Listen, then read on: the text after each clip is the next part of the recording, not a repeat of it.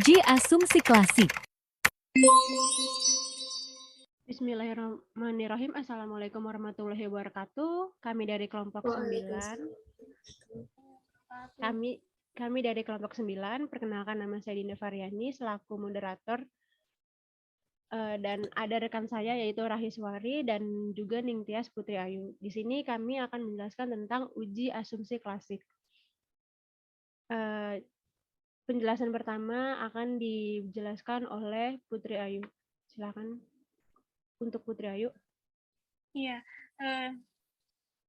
jadi uji asumsi klasik. Uji asumsi klasik merupakan prasyarat analisis regresi berganda.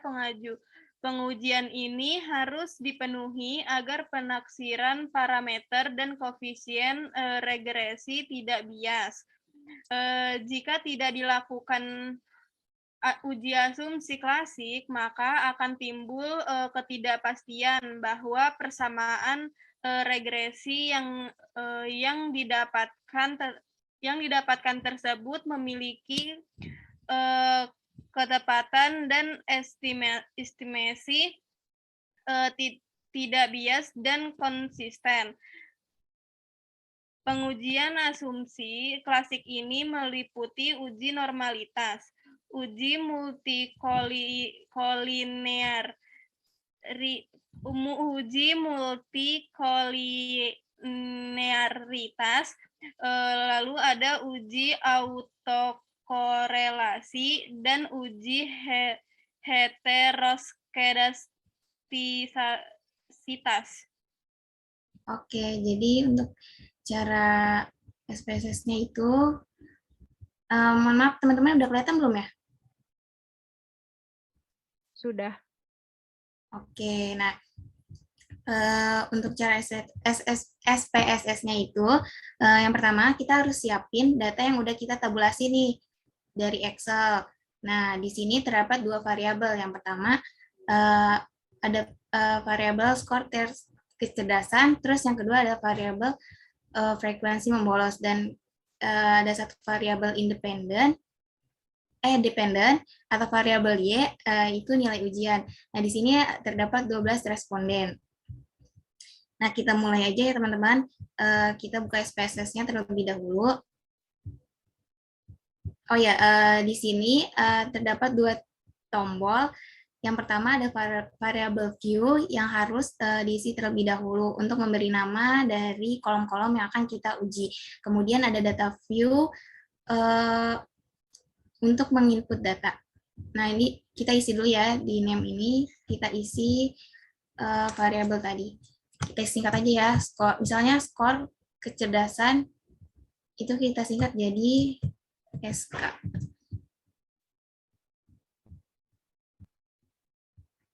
Skor tes kecerdasan, kita singkat jadi SKT. Skor tes kecerdasan, STK. Lanjut ada frekuensi membolos, kita singkat jadi FM. Kemudian ada nilai ujian, kita singkat jadi NU. Kemudian di labelnya baru kita jelasin skor tes kecerdasan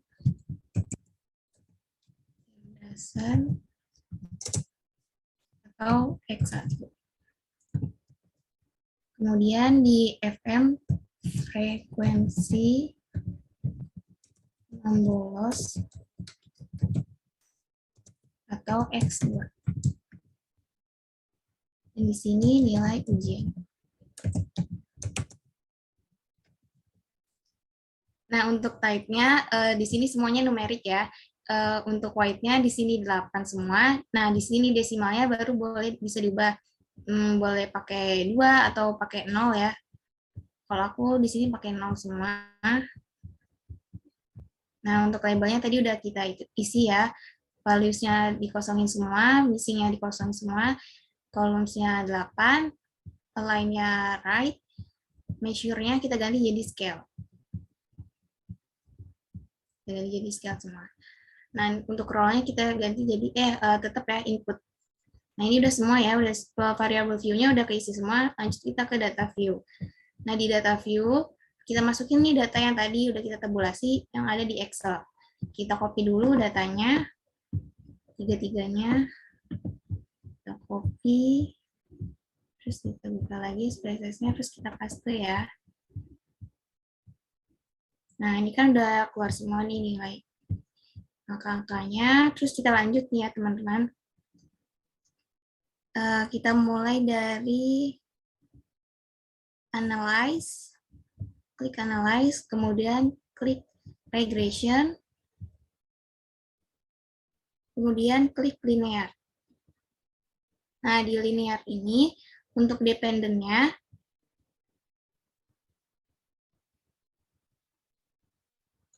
kita masukin yang nilai ujian. Habis itu yang independen kita masukin yang variabel X ini. Kita blok aja semuanya.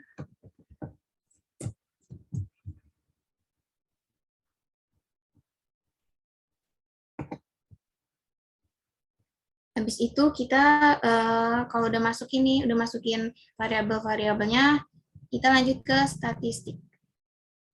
Kita klik statistik, terus ini udah dicentang ya, dicentang dari sananya, terus kita centang lagi nih yang deskriptif, collinearity diagnostik, sama Durbin-Watson. Terus klik continue. Lanjut kita klik plots. Nah di sini kan ada macam-macam nih. Nah, yang kita pilih itu cuma dua ya, yang S-Recit sama Z-Recit. Nah, yang salah maksudnya yang Z-Pred. Nah, yang S-Recit ini kita masukin ke Y dan Z-Pred kita masukin ke X. Dan jangan lupa yang histogramnya ini kita centang.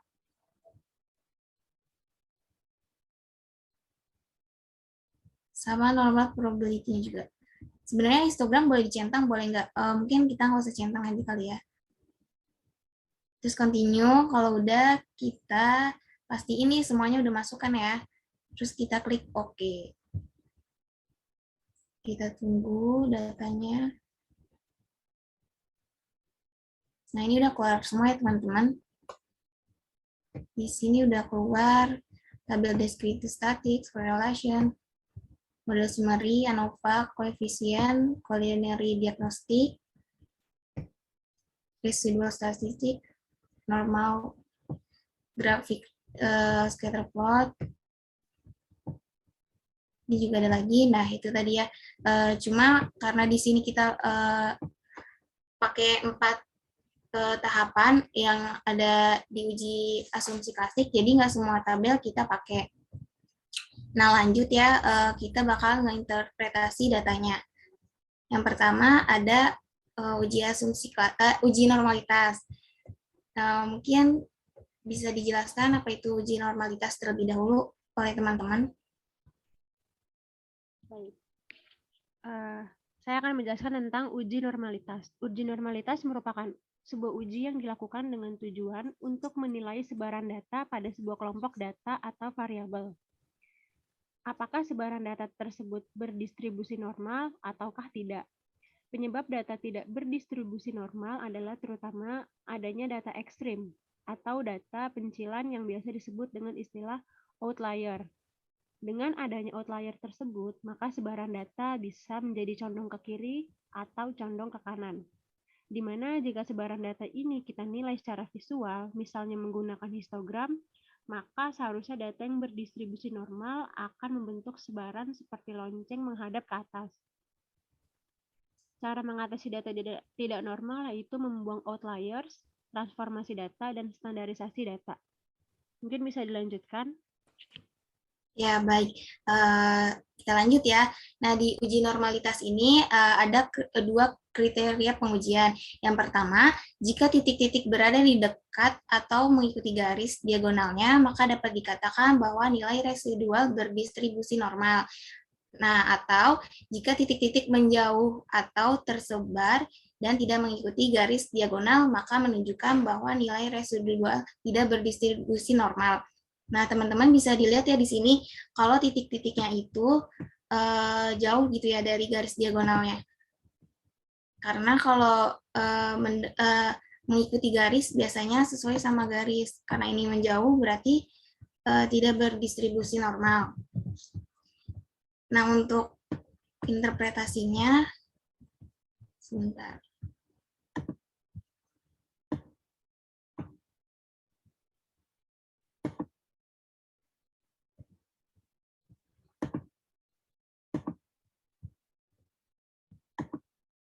Nah, untuk interpretasinya seperti ini ya teman-teman.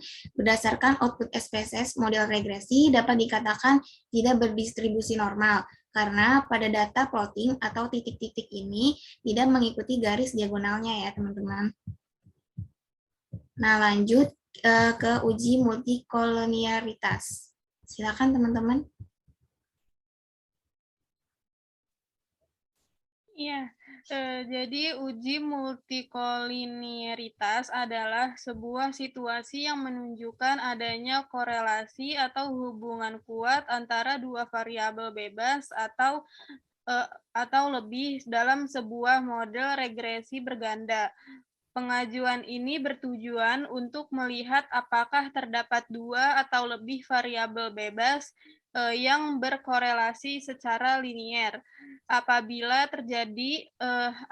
terjadi keadaan ini, maka kita akan menghadapi situasi kesulitan untuk membedakan pengaruh masing-masing variabel bebas terhadap variabel terkaitnya. Untuk mendeteksi adanya gejala multikolonialitas dalam model penelitian dapat dilihat dari nilai toleransi atau nilai variance inflation faktor. Batas toleransi kurang lebih 0 sampai 10 dan batas variance inflator faktor itu 10,00 sehingga dapat disimpulkan tidak terdapat multikolonialitas di antara variabel bebas. Nah, oke. Untuk kriteria pengujian uji multikolonialitas ini, yang pertama, jika nilai toleransi lebih dari 0,100 dan nilai variance kurang dari 10,00, artinya tidak terjadi gejala multikolonialitas. Atau jika nilai toleransi kurang dari 0,100 dan nilai variance lebih dari 10,00, artinya terjadi gejala multikolonialitas. Nah, teman-teman bisa dilihat ya di sini untuk menguji multikolonialitas ini kita lihat pakai tabel koefisien. Nah, untuk melihat uji multikolonialitas kita bisa lihat di bagian toleransi dan variance-nya. Kita lihat di sini ya teman-teman. Nah, karena di sini di kriteria pengujian, jika nilai toleransi lebih dari 0,100 dan nilai varians kurang dari 10,00, artinya tidak terjadi gejala multikolonialitas. Nah, untuk di sini 0,556 itu berarti lebih dari 0,100 dan di sini juga ada nilai varians yaitu kurang dari 10,00 yang artinya data ini tidak terjadi gejala multikolonialitas.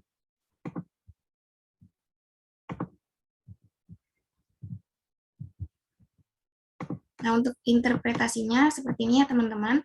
Berdasarkan hasil output SPSS pada tabel koefisien dapat diketahui nilai toleransi untuk variabel skor tes kecerdasan atau X1 dan frekuensi membolos X2 sebesar 0,556 lebih besar dari 0,100 dan nilai varians sebesar 1,799 kurang dari 10,00. Maka dapat disimpulkan bahwa tidak terjadi gejala multikolonialitas. Nah, selanjutnya ada uji heteroskedastisitas. Silakan teman-teman untuk penjelasannya. Baik, saya akan menjelaskan tentang uji heterokedastisitas. Nah, uji ini bertujuan untuk menguji apakah dalam model regresi terjadi ketidaksamaan varian dari residual satu pengamatan ke pengamatan yang lain. Jika varian dari residual satu pengamatan ke pengamatan lain tetap, maka disebut homoskedastisitas.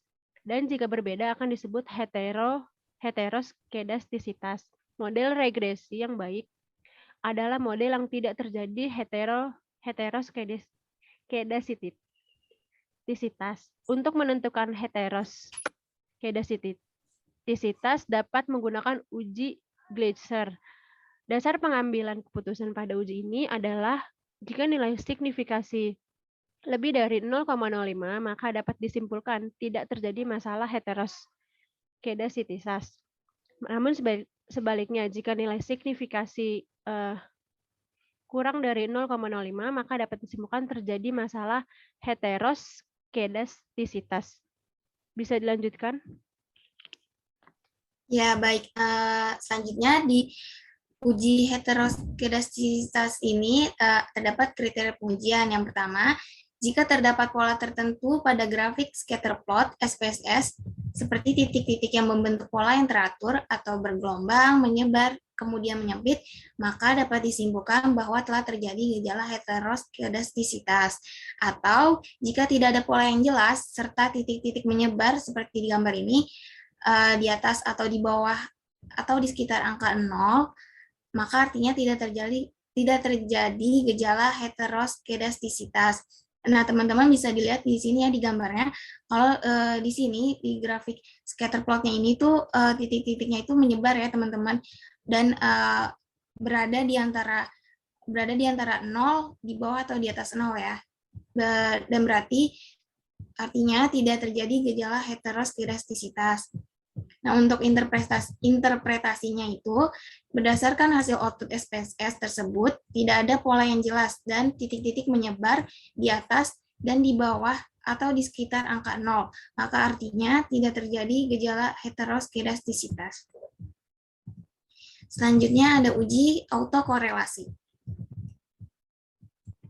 Uji autokorelasi. Uji Durbin-Watson akan menghasilkan nilai Durbin-Watson DW yang nantinya akan dibandingkan dengan dua nilai Durbin-Watson table, yaitu Durbin-Cooper atau DU dan Durbin-Lower atau DL. Dikatakan tidak terdapat autokorelasi jika DW kurang dari DU dan 4 min DW kurang dari DU, atau bisa dinotasikan dengan 4 min DW kurang dari DU lebih dari DW. Uji autokorelasi terdapat untuk melihat apakah terjadi korelasi antara suatu periode T dengan periode sebelumnya atau T-1. Secara sederhana adalah bahwa analisis regresi adalah untuk melihat pengaruh antara variabel bebas terhadap variabel terkait jika tidak boleh ada korelasi antara observasi dengan data observasi sebelumnya. Model regresi yang baik adalah regresi yang bebas dari autokorelasi atau tidak terjadi autokorelasi. Untuk mengetahuinya dengan cara membandingkan nilai DW dengan nilai D dari tabel Durbin-Watson. Yang pertama, jika D min W kurang dari DL atau D min W lebih dari 4 kurang DL, kesimpulannya pada data tersebut terdapat autokorelasi. Jika DU kurang dari D min W kurang dari 4 min DU, kesimpulannya pada data tersebut tidak terdapat autokorelasi. Lalu yang ketiga, tidak ada kesimpulan jika DL kurang lebih D min W kurang lebih DU atau 4 min DU kurang D min W kurang dari 4 min DL. Oke, selanjutnya untuk kriteria pengujian dari uji autokorelasi ini, jika nilai Durbin Watson atau DW terletak di antara DU sampai dengan 4 dikurang DU, maka artinya tidak ada gejala autokorelasi. Nah, teman-teman bisa dilihat di sini untuk menguji autokorelasi itu kita gunain tabel model summary. Nah, di sini kita bisa lihat ya nilai Durbin Watson atau nilai DW-nya itu 1,950. Lanjut, kita lihat tabelnya. Nah, di sini ada tabel Durbin Watson dengan alpha 5% ya teman-teman. Nah, karena tadi kita memiliki 12 responden, maka kita lihat di sini ya, N-nya itu 12, dan K itu sama dengan jumlah variabel independen atau variabel X. Nah, tadi untuk variabel independennya itu ada 2 ya teman-teman. Nah, berarti kita lihat di sini N-nya 12, kemudian kita fokus ke tabel K2 aja. Terus kita lihat di yang DU. Kita tarik garis, kita lihat DU-nya itu berarti nilai DU-nya itu sebesar 1,5794.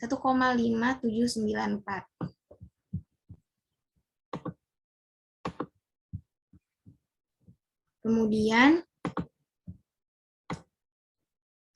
kita simpulkan atau kita interpretasikan nilai DU dicari pada distribusi nilai tabel Durbin Watson berdasarkan K jumlah variabel independen 2 dan N jumlah responden atau jumlah sampel kemudian dengan alpha 5%. Nah, untuk di sini nilai DU tadi udah kita cari ya teman-teman. Nilai DU itu 1,579. Nilai DU 1,579, kemudian nilai DU pada tabel tadi itu 1,950. Nah, di rumus kita gunakan 4 dikurang 1,579. Selanjutnya 1,579 kurang dari 1,950 kurang dari 2,421. Nah, 2,421 itu hasil dari 4 dikurang 1,579. Nah, maka nilai DU sebesar 1,579 kurang dari nilai Durbin Watson atau DW sebesar 1,50 kurang dari nilai 4 dikurang DU hasilnya 2,41. Sehingga nilai DW terletak di antara DU sampai dengan 4 dikurang DU, maka artinya tidak ada gejala autokorelasi. Nah, berarti di sini tidak ada gejala autokorelasi ya teman-teman. Jadi bisa dilihat pada tabel Durbin Watson-nya dan bisa dilihat pada tabel koefisien Durbin Watson-nya ya teman-teman. Oke, segitu aja ya teman-teman. Nah, itu dia tadi teman-teman cara SPSS-nya, semoga mudah dipahami dan dimengerti. Oke, kalau gitu saya kembalikan ke moderator.